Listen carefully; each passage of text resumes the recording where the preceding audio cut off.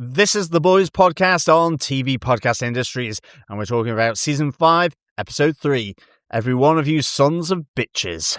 It's why, ultimately, you won't win either. You're fighting an unbeatable foe. You know that, right? Who? Vought? Please. It's more powerful than Vought, or Homelander. More powerful than nature or life itself. It's profit and loss, supply and demand, the elegant flow of currency across the globe. We're just cogs in a great machine. And we all have our part to play.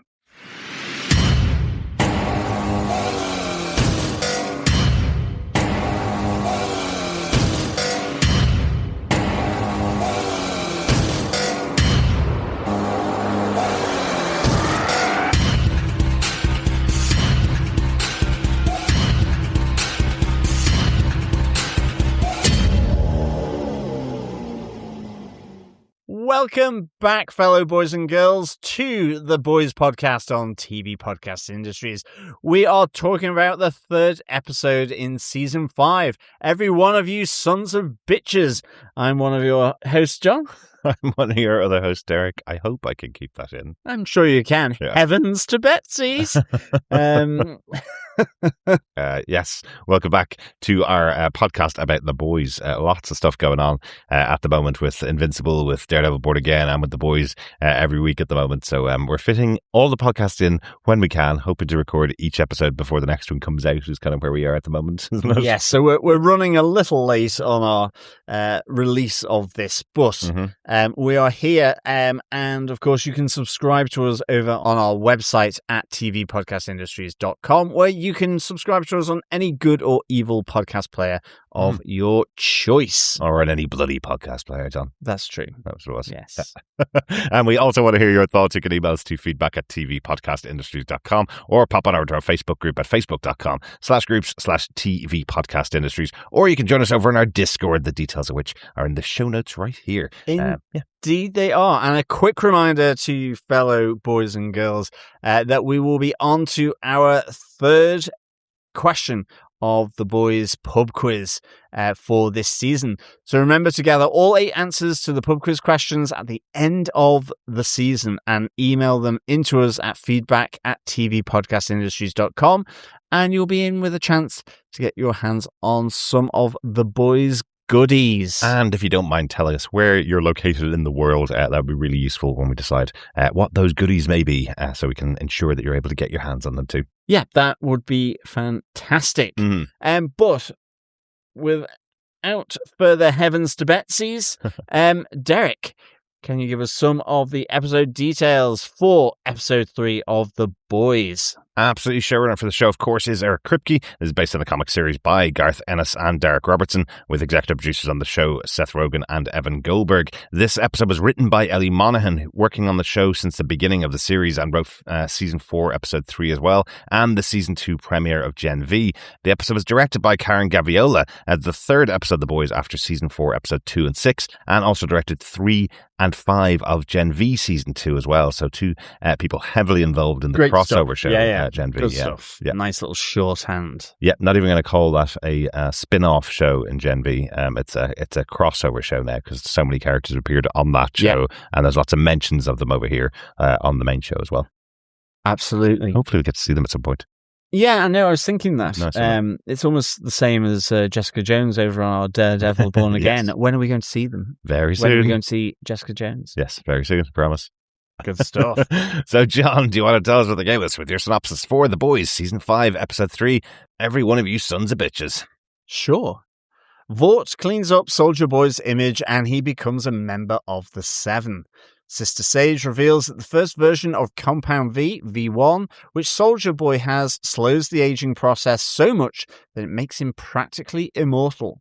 This prompts Homelander, after an angelic hallucination of Madelyn Stillwell, to pursue a vial of the legendary Compound V, V1. Meanwhile, the boys, with Stan Edgar's help, locate a base where V1 may be located. Butcher finds Ryan and gets Ryan to agree that he will kill Homelander with the virus, even though it will kill both Butcher and Ryan in the process.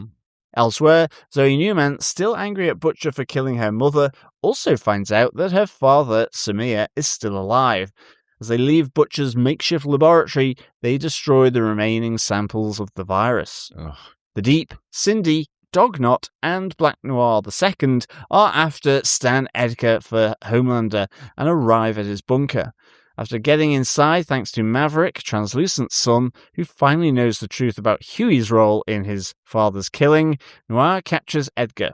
But in the game of the Seven, Deep betrays him, knocking him out so that he can take Edgar to Homelander himself.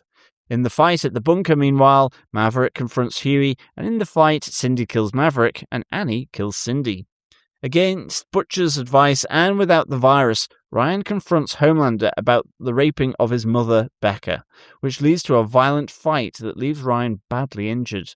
As the boys plan to find the V1 near the site of an old base called Fort Harmony, Annie takes off and leaves them, while Butcher finds the wounded Ryan.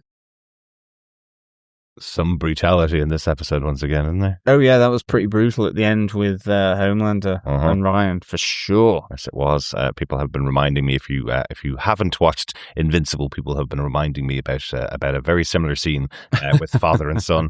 Think Ryan, and what made it even funnier is the actor who plays Ryan was imitating that on his Instagram after this episode came out as well. So he's fully aware that we had Omni-Man versus Mark, and now we have Homelander versus Ryan here. Indeed. Both in Prime Video shows. Yeah, so, indeed. Yeah.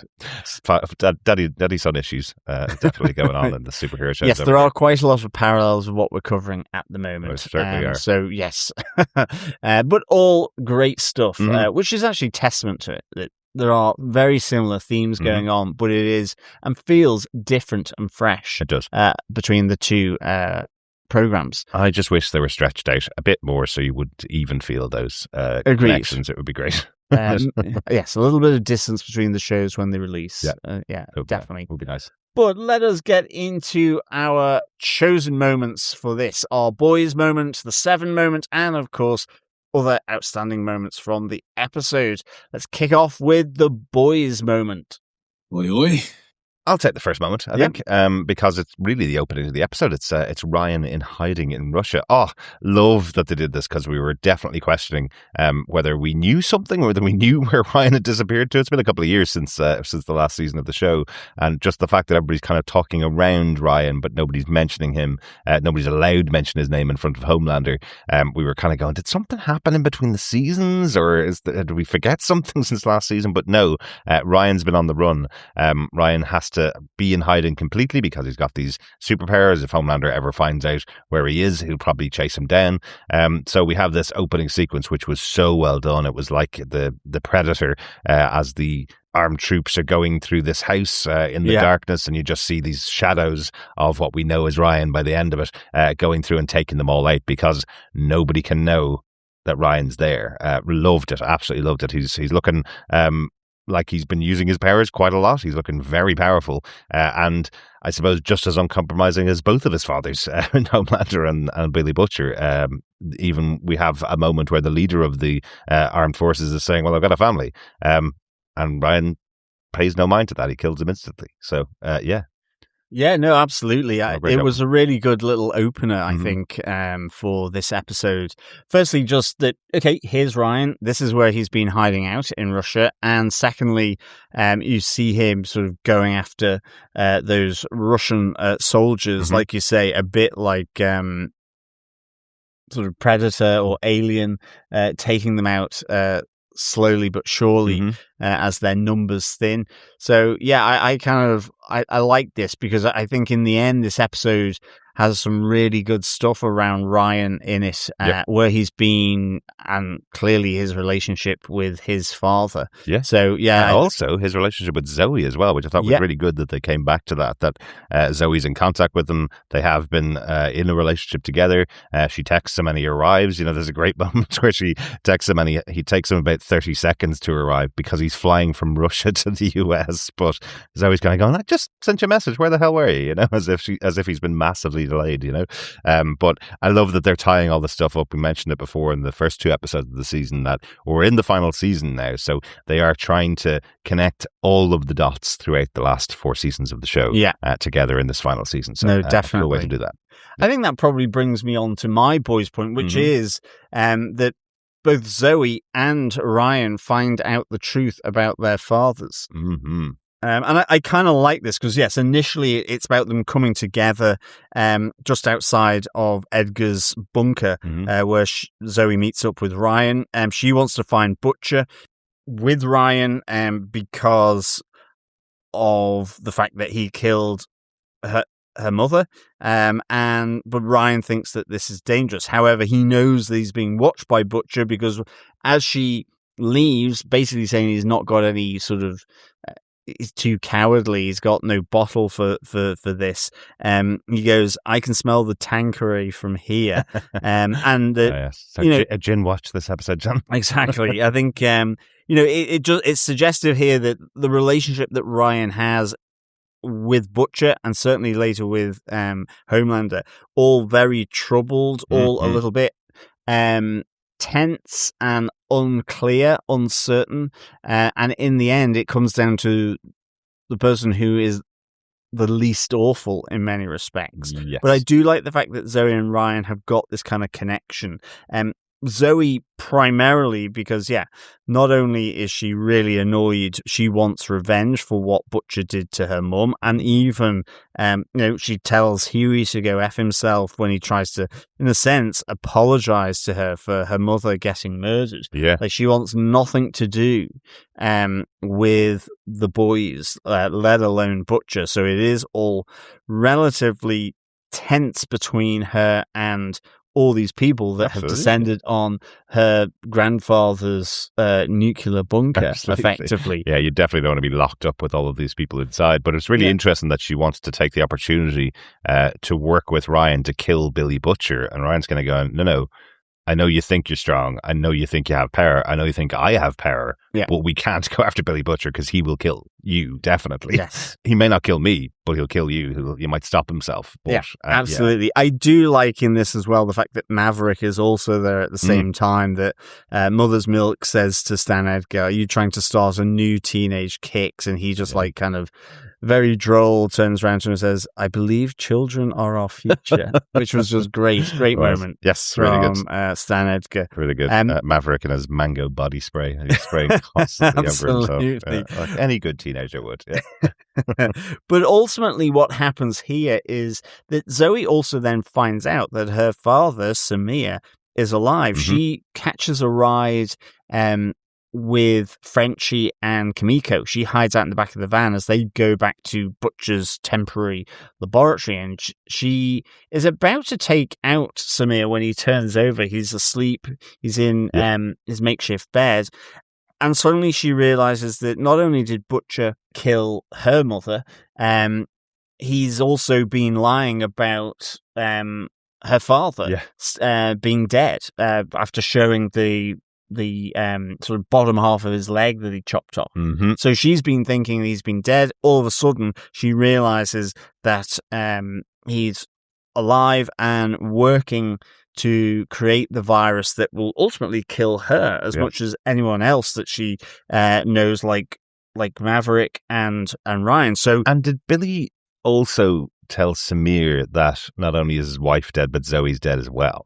Exactly. I think he did. So the big manipulation is Billy's told both of them that each other is dead, and he's getting Samir to create this virus against his better wishes because he wants to get revenge for the death of his daughter, which didn't happen, and the death of his wife, which happened at the hands of Billy Butcher. So no wonder they do what they do. Absolutely. And so this all comes out, and like this strategically, tactically, this is really bad for Butcher because Zoe and Samir, as they decide to flee and leave the confines of this laboratory, destroy all the vials and petri dishes with the virus. Yeah. And Kimiko ultimately lets them go. Yes. And I like how this has a little bit of a dangerous edge to it when Butcher finds out.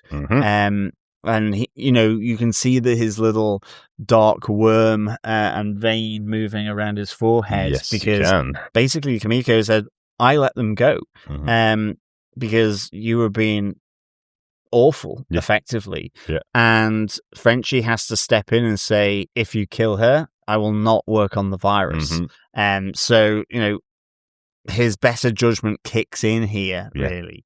Now, this did feel a little bit like extending the storyline for the season, because they were very close. They had the virus. All they needed to do was use it, and that would have been the end of Homelander. But now they have to recreate the virus for the rest of the season. So they have 5 episodes to recreate the virus now. Exactly. But at least they know they've created it once. So potentially, Frenchie, being as good as he is able to follow the instructions and get there quicker. Yeah. Because if you start from scratch, which it seems to be here when they've destroyed everything, this could take years for him to get perfected what Samir had created. But hopefully there's some notes there that can follow. Agreed. And then, of course, Ryan ultimately gets confirmation when he asks the question of Homelander, who he faces basically because he's been egged on to do, at least by Butcher, but with the virus, on finding out that the virus isn't there. He still wants to ask the questions. This is his father, but he's been told that he effectively raped his mother. And so goes to ask him and realizes that Homelander is the piece of crap that he suspected. Exactly. He's not able to answer Ryan properly. And you have... And Ryan can hear his elevated heart using the Daredevil skill as well to tell that he's lying to him. So Ryan knows for definite that Homelander has finally confirmed he did rape his mother. So a lot being found out about fathers in this episode. Absolutely. Good stuff for Zoe. At least her father is alive, and pretty horrific stuff for Ryan as he realizes sort of the depths at which Homelander has plummeted. Absolutely.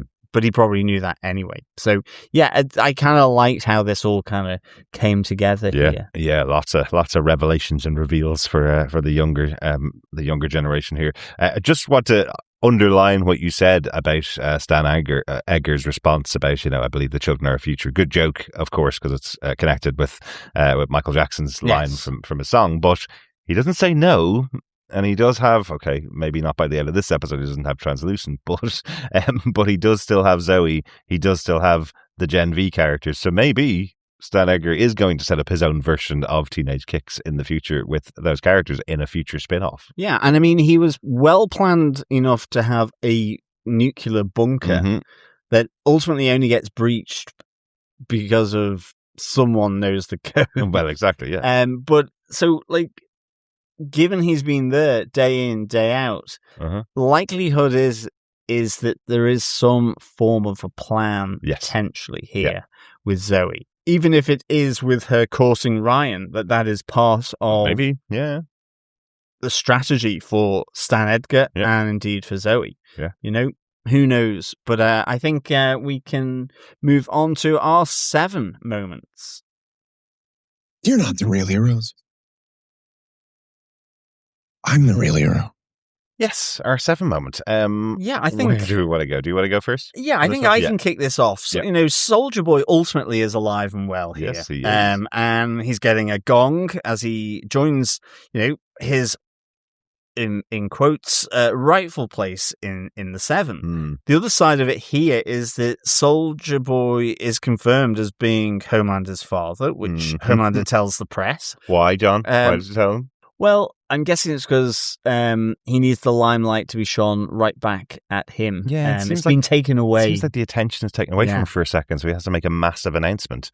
And I love the reaction of Soldier Boy here. Just like, why is he doing this? Yeah.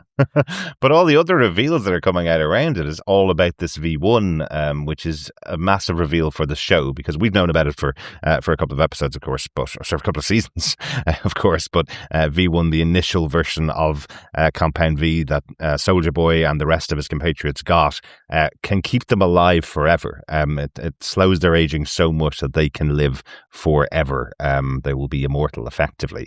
And Homelander, of course, doesn't have V1, which again makes him very, very jealous. Yes, he has normal V. I think what I really enjoy here, though, is just Soldier Boy's response to Homelander. Is like, joke's on you, son. Look at you, the softest, wettest boy. Yeah.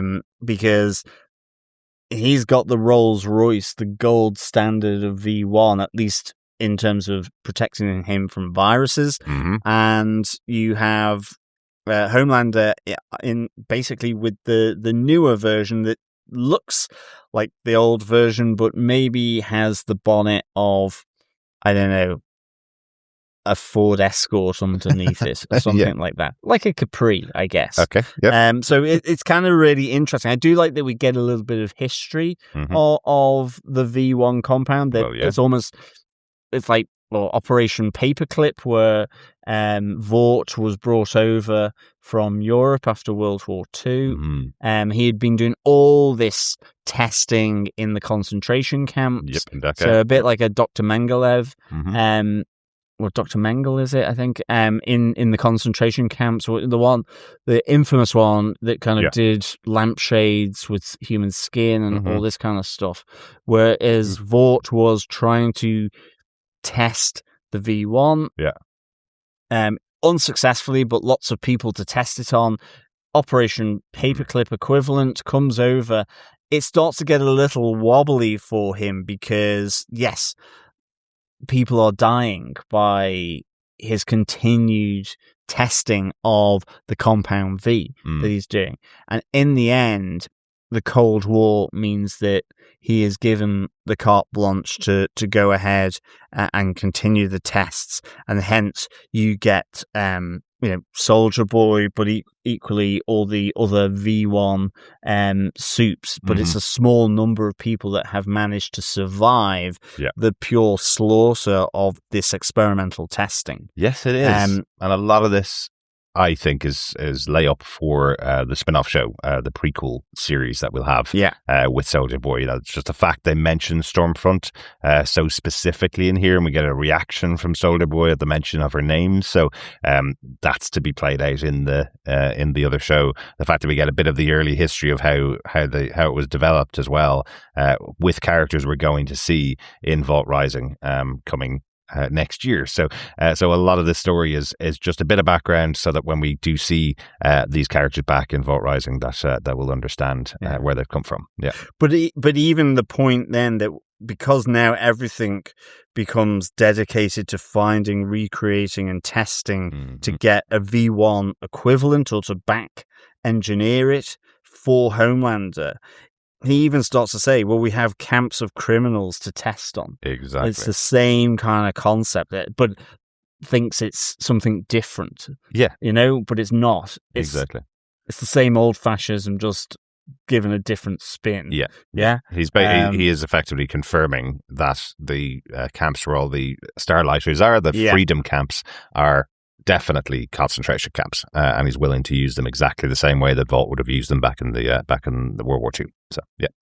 I think the other interesting thing with Soldier Boy in this episode as well is just that he makes it into bed with Firecracker.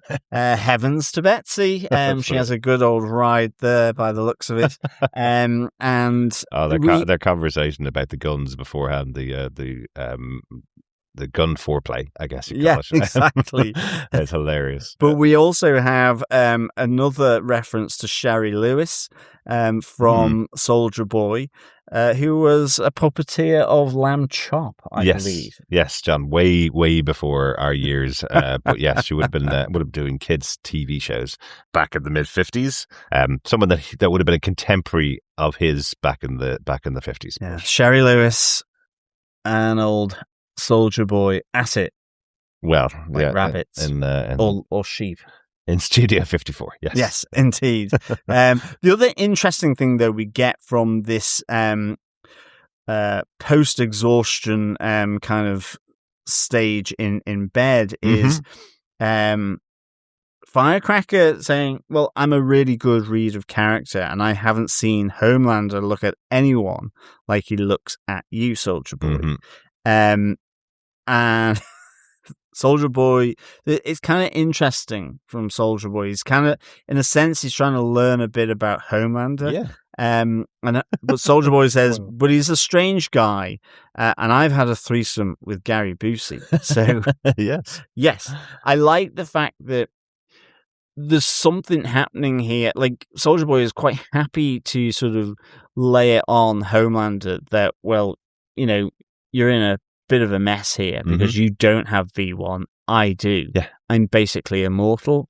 Like, they've had this back and forth a lot, and now he's also realizing that maybe Firecracker has identified that he does look up to him as a father to some degree. Yeah, she's definitely seeing something. Like, the other interesting thing that came out of this conversation was that Soldier Boy was having sex with Firecracker just to have some petty revenge on Homelander, and then finds out they've never had sex. She's been a mother to him, as we know, the scenes that we've seen of her lactating for him, just like Madelyn Stillwell did in the past. So that didn't work out. It's not going to be a revenge that Soldier Boy had sex with her because she's never had sex with Homelander. So again, absolutely brilliant takes from Jensen Ackles in reaction to what's going on around him. He just seems completely incredulous that this person has existed as a human. Like, he, in that argument when he's saying to him, you know, effectively, you're an absolute waste of space. I have no pride in you, just shame. And then he says to him, you know, whether it is the virus that kills you or just old age, I will be here centuries longer than you are, effectively. You know, so you will be dead long before I am. I won't repeat the exact phrase that he said, but that's pretty much what he was trying to say. Yeah. Basically, yeah.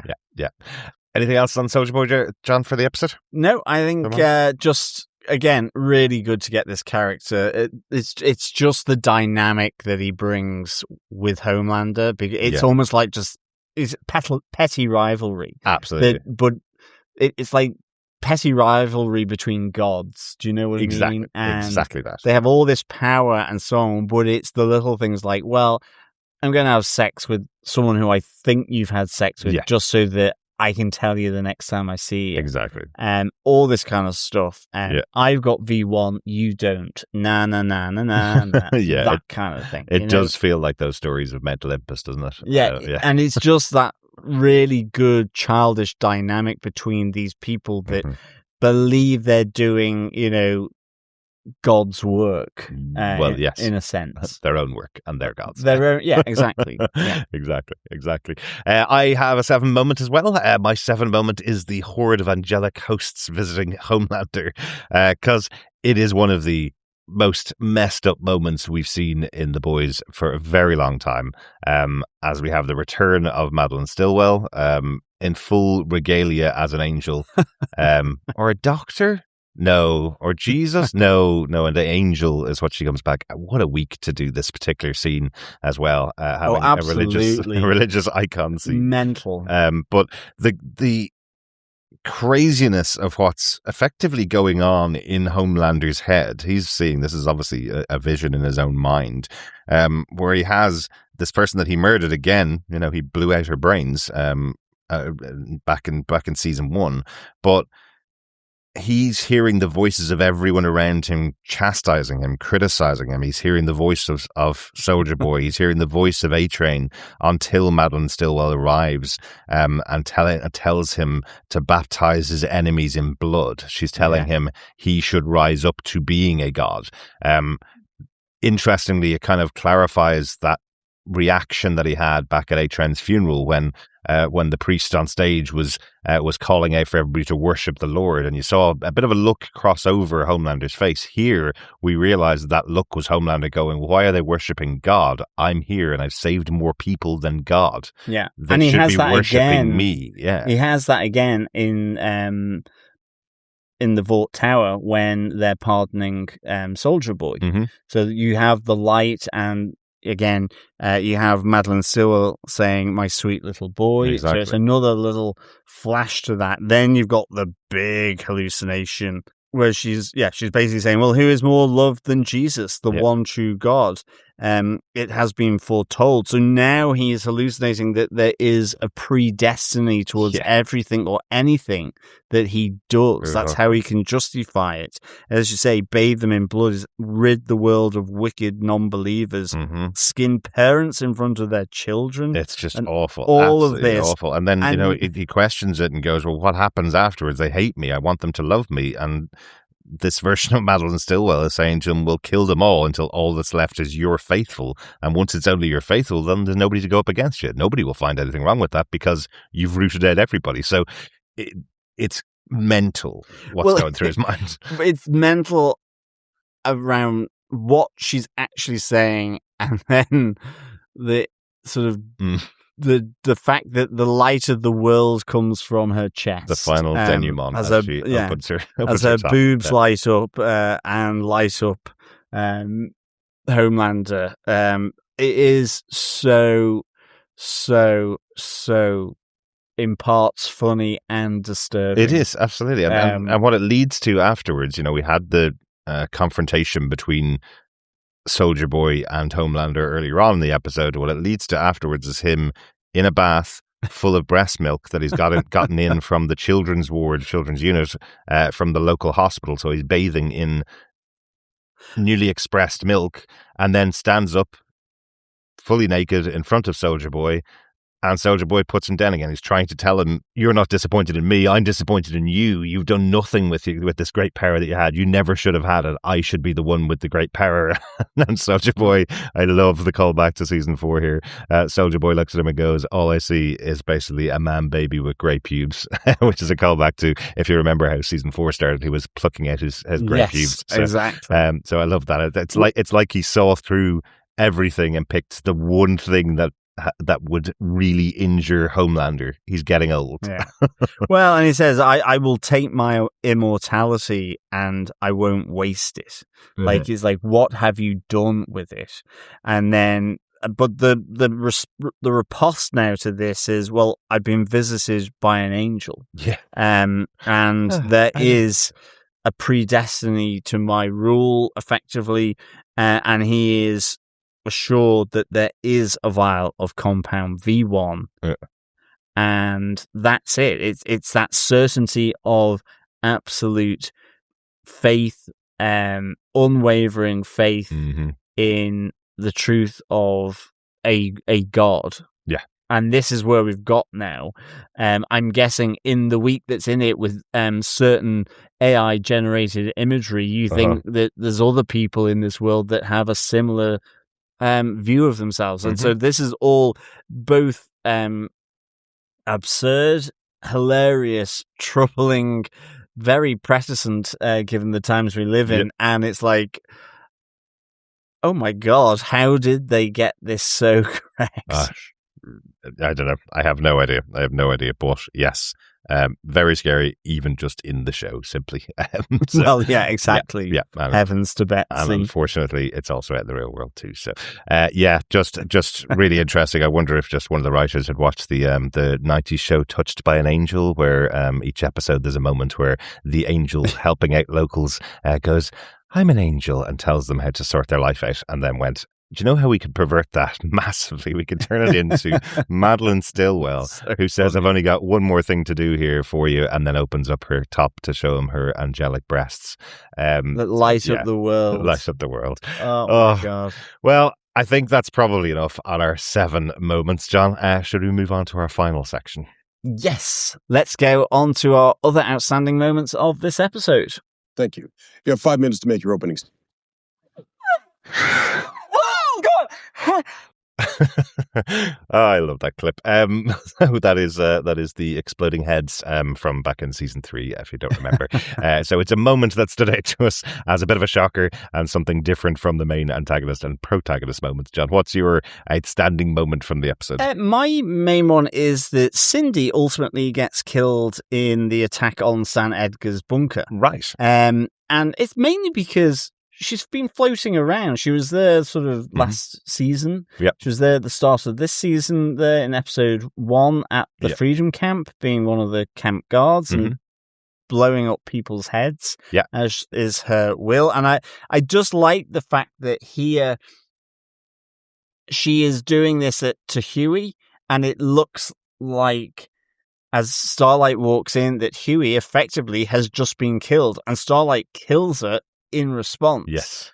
But you see Huey coming up from behind the bed, all covered in blood again, because it's Maverick's head that has exploded, because he was invisible and in between Cindy and Huey. So interestingly, Cindy's power was always directional. She had to see and squeeze the hand. Yes. Yeah. She did that at Huey, but Maverick was in the way. Yeah. But I just liked how this played out, because I literally was, oh my God, they've just killed Huey. I was 100% going, oh, this must be the scene where Jack Quaid gets covered head to toe in someone's blood, because that happens every season. And the response then from Starlight as well, really good, effectively killing Cindy. So, and then leaving and flying off. Yeah. And saying effectively, she can't do this anymore. When she was on her own, lots of people died under her watch, but she feels that if she's still around with this crew, with the boys, they're all going to die around her and she'll be left, and she can't have responsibility for this. So it is a real breakup episode. Everybody kind of going off in different directions, particularly here with Annie heading off on her own again. So really interesting. I do love the setup for this, which is basically that Homelander's sending them all to retrieve Stan Edgar. So we have the Deep, we have Black Noir, we have Dognot, who's the guy that can find anything. Tracking. Yeah, he's like a proper dog. He can track from miles away by his sense of smell. Imagine if he met Sheline. Well, yeah, but here he's met Maverick, who sprayed himself in body spray every 3.5 seconds because Maverick's dad, who was killed by Huey, had done the advertising campaign for that particular product. So he sprays himself all the time to remind him of his dad. And I love that that's what happens with Dognot. He instantly can smell this kid coming out who, even though he's completely invisible, he catches Maverick. And then Maverick finds out what happened, that it was Huey that killed his dad. So lets them in through the keypad. Exactly, just give the keypad. There was a great story during the week this week about, all these bunkers that are owned by the billionaires around the world that they've set up for when the inevitable war happens and the overthrowing of the rich comes, that they'll be in the bunkers. And the one thing they haven't taken account of is, well, the security team could probably turn on you and take over that bunker pretty easily. So a lot of fear around the world with the billionaires all of a sudden, that they went, oh, hang on a second, those people that are supposed to be taking care of me and bringing food to me and taking care of my security, they could also turn on me at any stage in the future. So that's kind of what happens here. Basically, exactly. So I kind of liked this moment, because it was you see the Deep and the others tracking to get to Stan Edgar, and by the end you see the Deep bringing Edgar to Homelander, who kind of embraces him and clearly doesn't want to kill him, because Edgar is a fountain of knowledge, and this is part of the predestiny. This is the person who will find him the V1 that he can use and become immortal. Yes, I am wondering, if he does find it, if he does take it, will he be able to survive it? Because this is effectively the tale we have been told, is that it was difficult to take. Absolutely. And whilst Homelander is the son of Soldier Boy, what are the other genetics there that may affect whether he's able to take on the version 1 of V? Absolutely, yeah. So we could have a moment at the end of the series where Homelander does take V and his head explodes. That could be the end of the season. We don't know. We haven't seen the head. We have no idea, but it's just it's a possibility that here his body, even though he is a superhero, even though he is really strong, whether it's something that his body will be able to deal with. Yeah, absolutely. Because he's only had the original V. Yeah. Yeah, it'd be really interesting to see. And we'll see in just a few more episodes because we're on the final season. So I suspect we're going to find an end for Billy and for Homelander at the end of this season. Yeah, Definitely. And I don't think either of them are going to involve a white picket fence anywhere. Darick, what's your other outstanding moment? Well, I think the biggest outstanding moment for the episode is Ryan trying to take on Homelander. It just was really interesting that he talked Zoe down from taking on Billy Butcher. I know she wanted to kill him and Ryan just wanted to go and talk to Homelander, but he's been reminded on multiple occasions how absolutely messed up Homelander is. So him choosing this moment to go and see Homelander, in a way this falls on Billy's shoulders. Billy talked him up into contacting Homelander, getting him out of Vought Tower and then releasing the virus on him, and then when the virus was destroyed, they didn't need Ryan anymore. God, Billy was really cruel in that moment where he's just, well, you're useless now. I needed you for that. I was lying to you, kid. Basically, all I wanted you for was to be able to drop this virus on Homelander, and leaves him to his own devices. And Ryan goes and calls Homelander up. They have the conversation which you mentioned earlier on, John, about the fact that Ryan wants to know how bad a person Homelander is. Did he really rape Becca? Homelander doesn't say it, but confirms it. And then Ryan gets into a fight with him. Like, I know he's getting stronger, and I know he's a teenager now. He's got his strong powers, but Homelander's been at this a very long time. He was never, ever going to win it. And just we see that break in Homelander. He's beating Ryan on the ground, and it's like he's just trying to knock him out, knowing that it's his son, and then suddenly he just turns and just continually punches Ryan over and over again until his body lies broken. It's a great scene, but it is one of those moments where you go, well, Ryan, you probably shouldn't have gone in there alone. Absolutely. Yeah, I mean, it's pretty brutal, and I mean, you are then wondering, has he killed him? Because he just keeps punching and punching and punching. But we do see when Butcher arrives that Ryan is still alive. Yes. And so I was absolutely convinced that when Billy came in, he would see the dead body of Ryan. Yeah, me too, actually. Just the fact that they panned away from the beating, and it was done from the low perspective, looking up at Homelander, where he just repeatedly kept punching and punching and punching, that, this is what was going to happen. But ultimately, you would say, well, Ryan now is a member of the boys after that, even though he might as such not be in the best of hands with Butcher. Well, you can see that Butcher, as he says, we have someone in common, and that was Becca. Yes. So someone we both loved. Yeah. Yeah. So that's the kind of connection here, which, in all fairness to Butcher, however amoral he is, with all things to do with Becca, and indeed Terra, and I think also with Ryan, even though I think there's a stretch here. Yeah, this is the problem, because Homelander's a horrible person and keeps telling Ryan he loves him and the two of them should live together. He'll take care of him, and then he beats the crap out of him here. Billy also used to tell Ryan, you're the product of Becca, therefore I love you. Now he's literally lying to his face and willing for him to die in the pursuit of the death of Homelander. He said to him, well, I'll be close to you when you release the virus, and we'll all go down together, basically, right? Yeah, absolutely. But there's no love lost here. Billy is not willing to take care of Ryan. He's not going to stand beside him and look out for his best interest. He was literally going to just send him in as a weapon to kill Homelander. Yeah. Would have been fine with it. If the virus had been there, all three of them would have been dead by the end of this episode, basically. And Ryan has agreed to that plan in the pub. He did initially, well. But didn't realize that Billy was just using him as a vessel. He said to him, you're strong enough now to go up against your dad. But then said to him, actually, no, I was lying to you.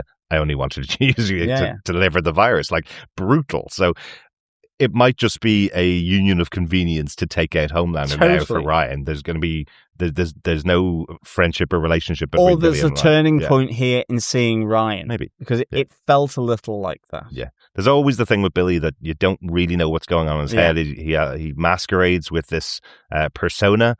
Sometimes the twist is that he's he's even more of a horrible human being than you think he is, and sometimes there's a little bit of a heart underneath it all. There is one note that I made, which I absolutely loved in that conversation with Billy Butcher and Ryan in the pub, where Butcher's describing how much of an arse his dad was before saying he killed him and left him in the Thames. Yeah, and confirmation he's dead. Yes, yeah. But Ryan responded with the fact that I'm not going to turn out like my dad, am I? Meaning that Butcher has turned into an arse just like his dad has. Well, it's more than an arse, but yes. yes. I do also like that Butcher uses the phrase to get him at Homelander's palace of see you next Tuesday food, which I thought was excellent. That's a great one. That's a good one. Yeah. That's my big moment of the episode, is the beating that Ryan gets here and where it leaves him. John, any notes, any things that we haven't mentioned that you want to mention? There's a few things I think that we should be mentioning that we haven't mentioned. The only one here is I do like the fact that as Dognot, Cindy and Black Noir and the Deep sort of go towards Edgar's bunker, they do actually pass Kimiko and Frenchie, who are filling up the van, and who has Zoe inside of there, and they're talking about their futures, and ultimately they've become a little bit different. Frenchie sees himself as DJing in Berlin, whereas Kimiko is 3 kids, a dog, and a house by the water. Yes. So very different. Different. Since she has been in the Philippines and so on, and I think that was kind of interesting.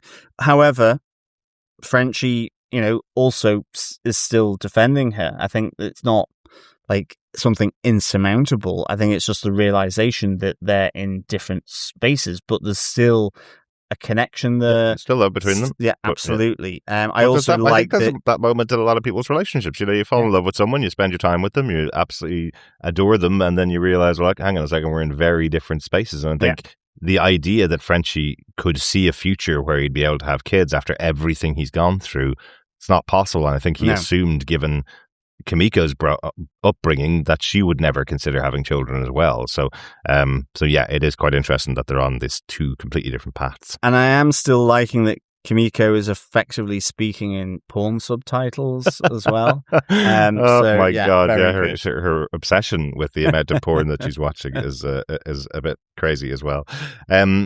One of the scenes I really loved in this episode we haven't talked about is MM and Stan Edgar having the conversation about MM's dad and the work that he used to do to try and take down Vought, and then the realization that actually, once again, Stan Edgar realizes the ebb and flow of the world. It's all ebb and flow based on currency, and doesn't really matter who's in charge. Somebody's going to be making the money, so why can't that person be me again, is what Stan's kind of saying. And MM responding with, well, I'm going to be the one that's going to be there putting a bullet in your skull if that ever does happen. So setting MM versus Stan Edgar as their own little final battle for the last episode makes a lot of sense. MM being the de facto leader of the boys, and Stan being the de facto leader of Vought, back up against each other at the end of the season. That's quite cool, because that's where they were right at the first episode of the first season. So really cool. I like the return of the Puppet 7, promoting the Homelander youth camps, or Homelander youth, very Hitler youth. Indeed. There.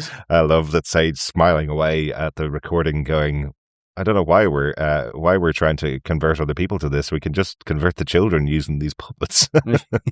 Oh, Sister Sage, hilarious, so good.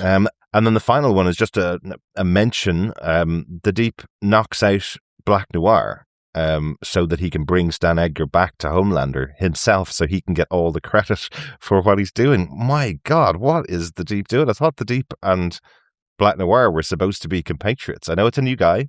I get it. But the 2 of them are supposed to be best friends. They're doing the podcast together. They're on each other's side all the time. But the Deep is so aggressively pursuing that second seat on the 7 that he's willing to completely throw his best friend, Black Noir, under the Cybertruck by knocking him out. But things have been off between the 2 of them actually for a bit, because he has literally been getting the silent treatment from Black Noir. Yeah.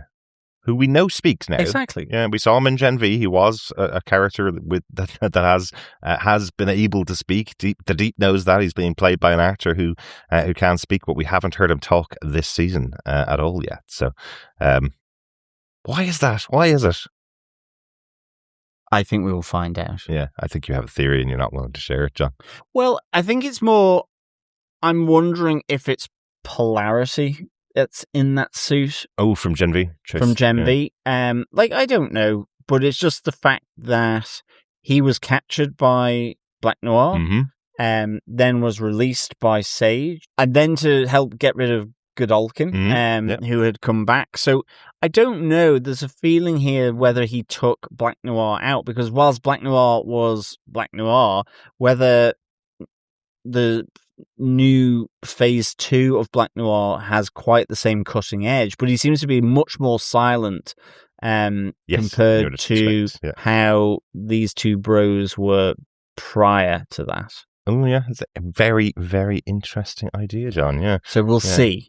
Because we haven't really seen Black Noir in action these 3 episodes. We've seen him, and he's been very quiet. And we know that this guy that's been in the mask, every time he's been on his own, he started conversations with people. And in season 4 of The Boys and in Gen V. So he seems way more quiet than he should be. Yeah, definitely. Yeah. Right, let's see how that plays out.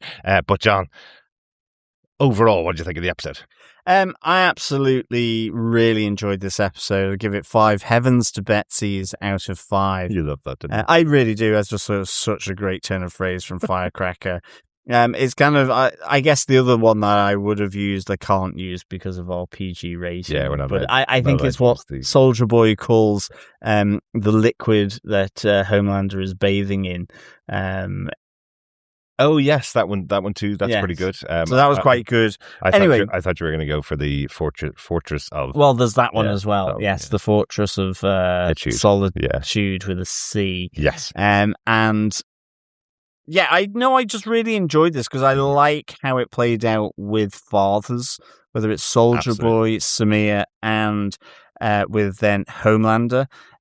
All not what was expected, and the only one maybe that is a positive thing is that Zoe has her father back. Yeah, but Ryan has completely lost his, who's then ultimately had a domestic abuse sort of fit on him, the relationship between Soldier Boy and his son is just so competitive, and it's very unhealthy. And so for me, this was just a really good exploration of all of that. I think how. We have Stan Edgar back here. I loved the shock of him being back in the arms of Homelander, back at Vought Tower.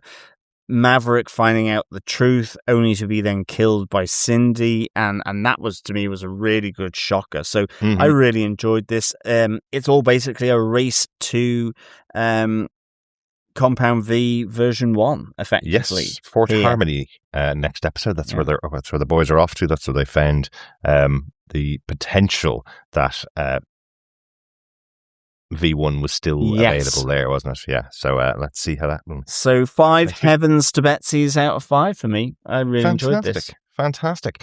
Oh, I think we need a drink. I think we need to go to the pub, John. I think we certainly do, fellow boys and girls and fellow quizzers. It is the 3rd question in this pub quiz for season 5. And the question is, what was the name of the medal presented by Vice President Ashley to Soldier Boy? You may have wondered why we didn't mention that in this episode. Is that a made-up medal, John? Do you think anybody's ever had that before? I would say yes, normally, but we've literally had images of the second coming of God and Christ in this and on social media. Yeah. So maybe it's out there. Who knows? Brilliant. Do you want to give the question one more time, John? Yes, it is. What was the name of the medal presented by Vice President Ashley, everyone's favourite Vice President, to Soldier Boy? That's it. That is the 3rd question of 8.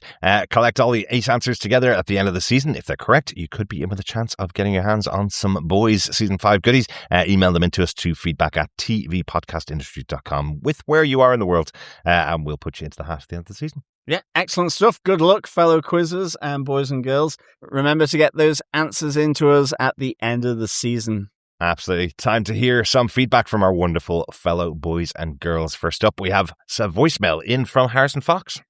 Hello, fellow boys and girls. This is Harrison Fox calling in, and I just finished watching The Boys Season 5, Episode 3, and this show just continues to be the most unhinged, insane, bat-esque crazy thing on TV. I am shocked at how each season and episode continues to just defy expectations of insanity and what you can get away with. Of course, it's a streaming service, but still, what you can get away with on TV. It's just such a great show, and I'm very nervous about how things are going to end up. Having read the comic, I won't say anything, but we'll see where it's heading. Give this episode 5 bathtubs full of breast milk out of 5. Talk to you guys later. Excellent stuff, Harrison. Thanks so much for the voicemail. Yeah, I mean, it is quite just unbelievable how these episodes go. You think they've raised the bar on something inappropriate, gory, whatever it might be, and bish bash bosh, it comes on in. And then actually, you realize that in some cases, like for this this episode, the President of the United States has actually literally done the same thing, or someone in his entourage or White House.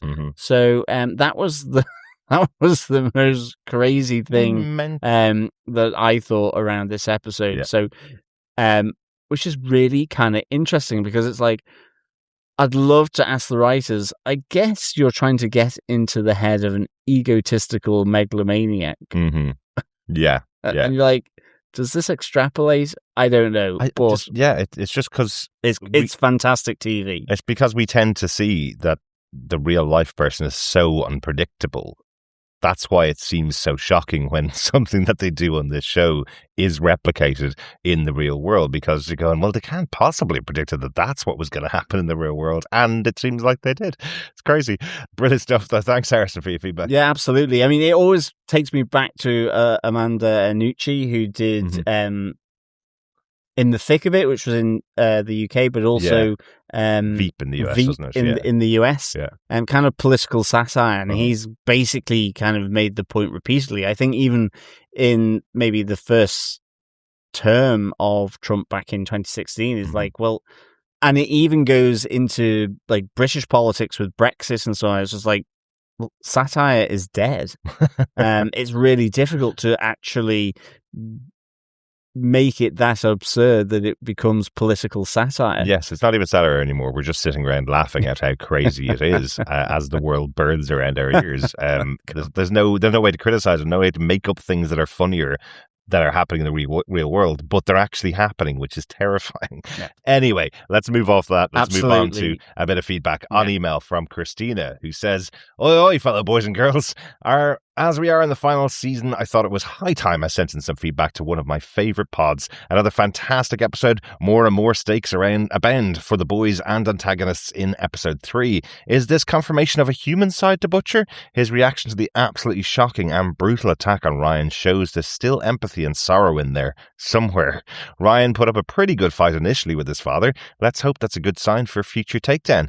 I wonder if we saw foreshadowing in the fact that Kimiko sees a white picket future, one that Frenchie isn't envisioning, and he may sacrifice himself for her to have it. Interesting dynamic with Firecracker and Soldier Boy. Now she has no power with Homelander. Perhaps there will be forces joined for good. Maybe a little too much optimism from me? Maybe. Just maybe. Finally, Homelander's further descent to madness is fascinating to watch. I can't wait to see what he has planned for Stan Edgar. I assume Stan will play Homelander's game as a survival technique. Also, how are Ashley and her Professor Quirrellified head head going to deal with Stan's return? Loving Series 5 and your corresponding episode. It was such a pleasant surprise to stumble across the pod in 2022. Not only consistently a well-structured and engaging listen, but also to hear my fellow Irish-ish brethren. Looking forward to hearing your upcoming thoughts, as always, Christina. Thanks so much, Christina. Yeah, absolutely. Thanks so much, Christina. Great to get your thoughts through. I'm kind of with you around potentially this possibly showing Butcher's human side, but I think it's pulling him out of, I guess, his really dark funk that he's been in. And I think, like, earlier on in The Boys, there was always that human side to him. Yes, he talked a good game. Yes, he was someone who would do extreme things when up against extremely powerful beings. Yeah.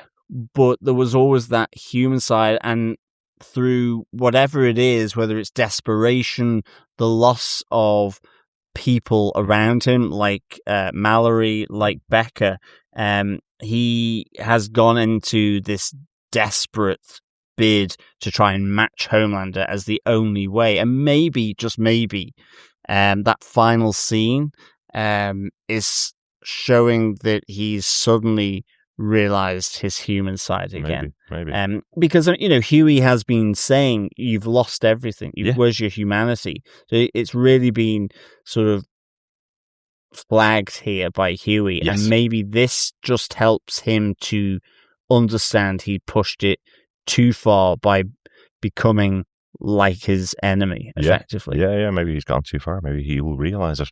Because it was quite interesting when Ryan arrived initially in that opening scene and tried to push Billy using his superpowers, and Billy stopped him dead. There was no push there, right?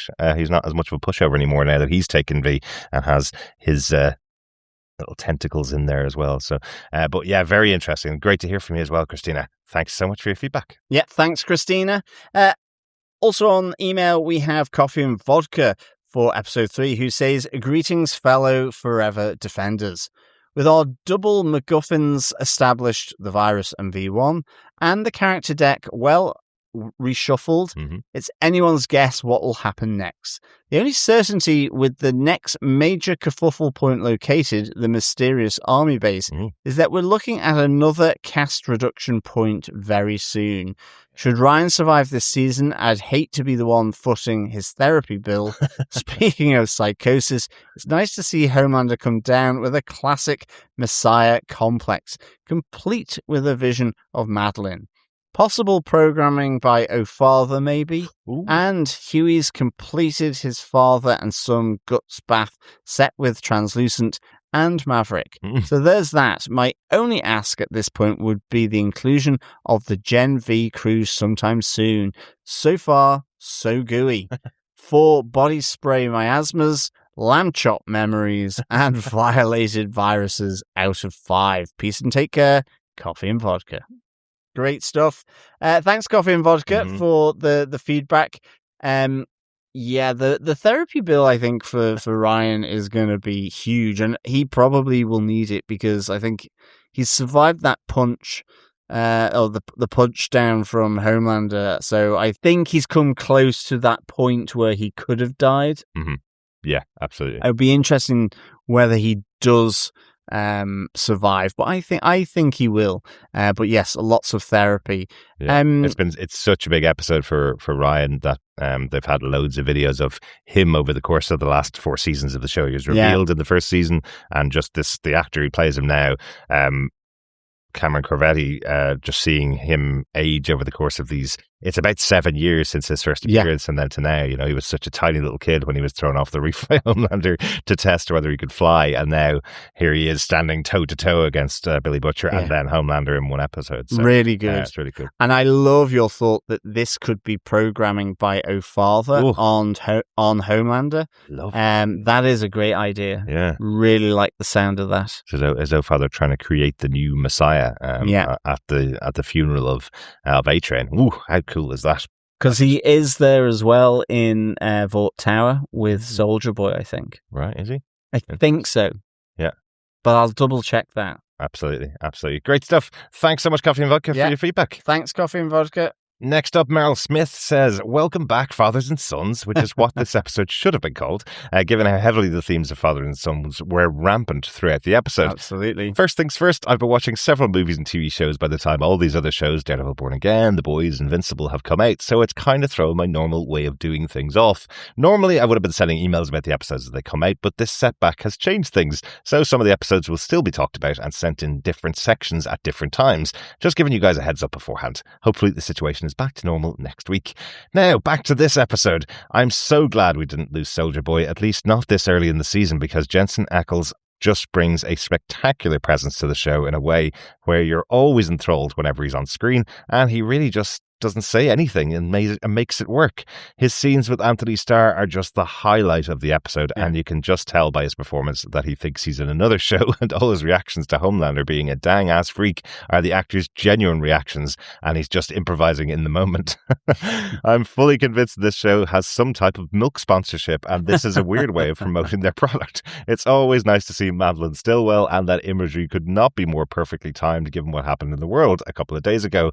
Our boys' crew continues to go through the proverbial ringer of trauma as Huey has to confront Maverick, and he does not do that well at all. R.I.P. Love that the llama was referenced as well, though.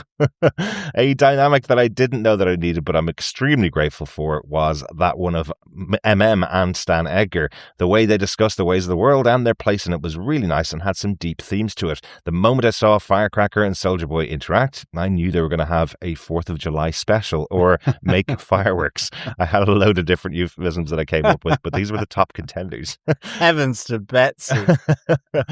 Lastly, on the world's worst custody battle in television history between Homelander, Ryan and Butcher, we see in real time how both Homelander and Butcher's fathers affected them, and they each transfer that trauma onto Ryan and Butcher. It's psychological, and with Homelander, it's physical. I know the shows are both on Amazon, but I did not think that we'd be getting a reenactment of the Think Mark Think scene from Invincible, but here we are, and now I have to update the worst things Homelander has ever done list. I'm curious to see where things go from here. 3.5 invisible children seeking vengeance, firecrackers getting off, Soldier Boy put downs, Think Ryan Thinks, and puby milk baths out of 5.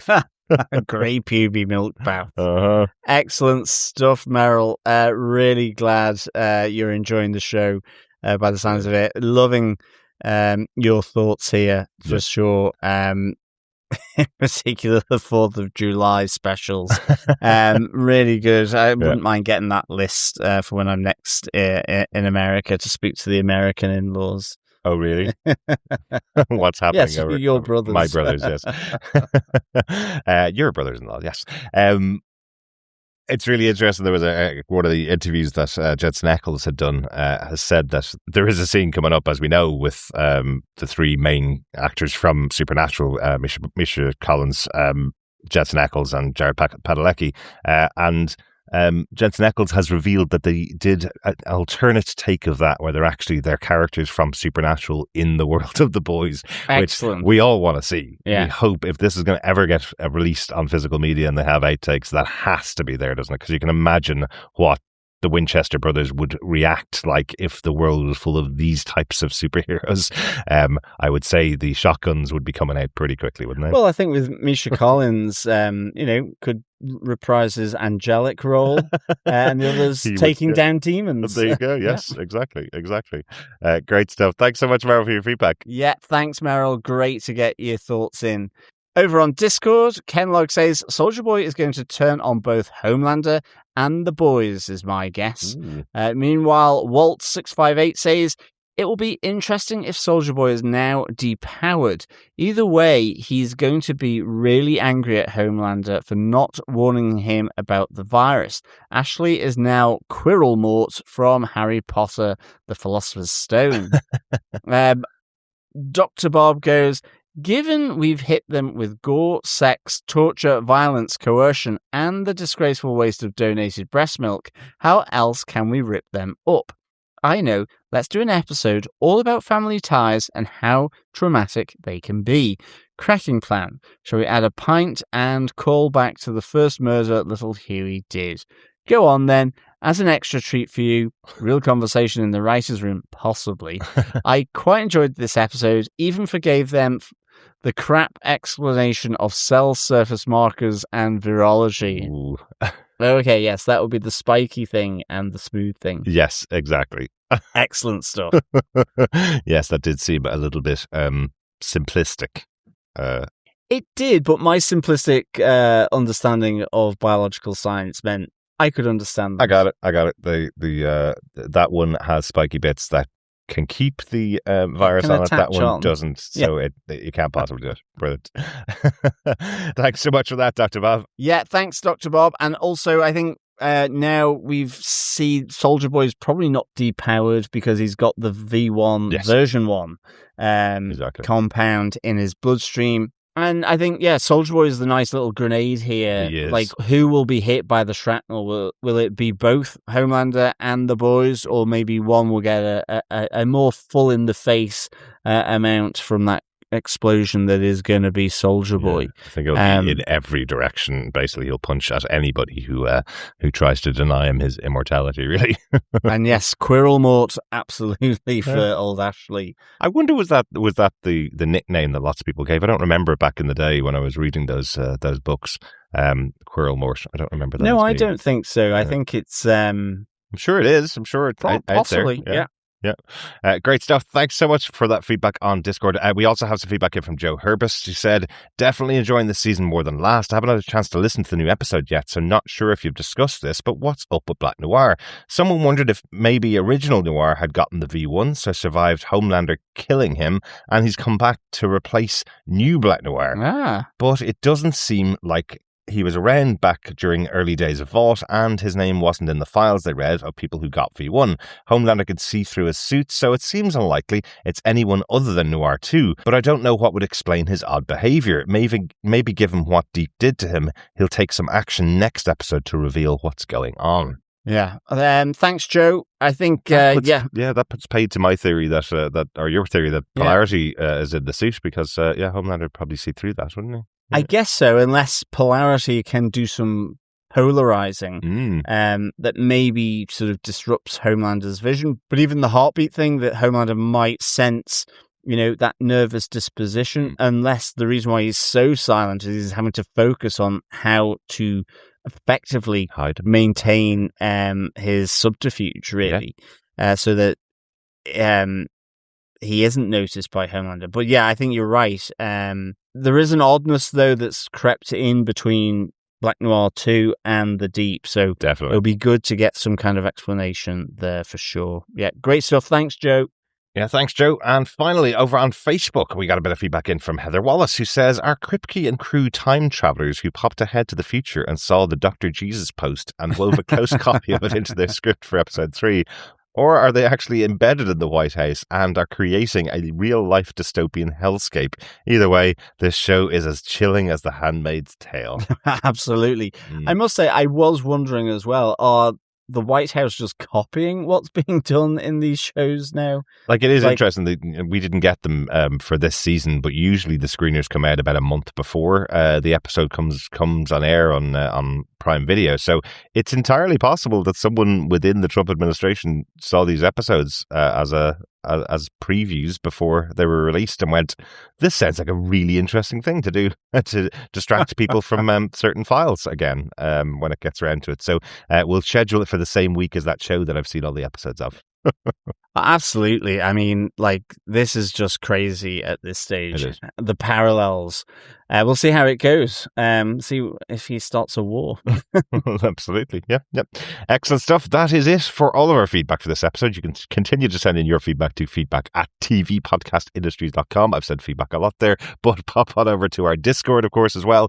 Details of which are in the show notes, or you can join us over on Facebook at facebook.com/groups/TV Podcast Industry. 3 shows coming out with new episodes every single week at the moment. Invincible finale is coming out this week. We have The Boys Season 5, Episode 4, Though the Heavens Fall. And we have a brand new episode of Daredevil Born Again coming out this week as well. So lots and lots of shows to chat about. All coming out Wednesday, and we'll try to cover them all before next Wednesday. Yes, excellent stuff.